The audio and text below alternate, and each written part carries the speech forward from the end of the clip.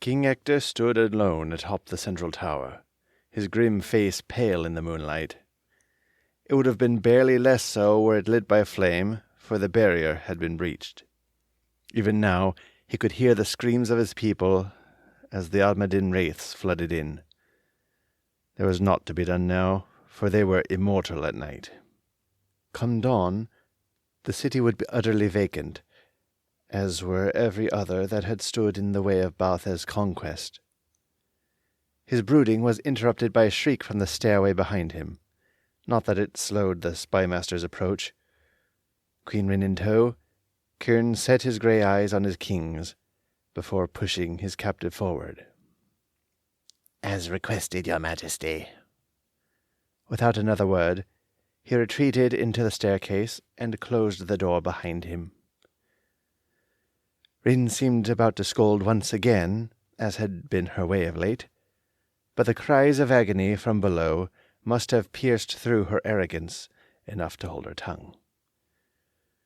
Hector stared calmly at her a moment in silence, then turned to stare down toward the dwindling city below. "Aye, you hear what your lover has sent in, and I knew about that as well." The queen turned her gaze toward the city below as well. The torches that kept the streets lit were, one by one, snuffed out, as the wraiths made their way inward. To her credit, she seemed to have the mettle to set aside what shame she might have had, and she turned her defiant eyes toward her husband. "Balth has treated me better than you have in ages. At least he took the time to meet with me now and again." Hector nodded slowly, his eyes never leaving the dimming city. "That he did, whilst I was busy trying to keep his bloodthirsty hordes in check. Did he tell you, during your tryst in Kalam last fall, that I was even then trying to repel him before he could claim the Western Glades?" Her silence was answer enough, so the king pressed on. "Didn't think so. I failed, of course, and they took the whole. All lives lost to your lover, including your families." At this she stammered. I thought—" "That Cairn was intercepting your mail? Of course he was. Always has done. But he never blocked a thing. You should be honored, though.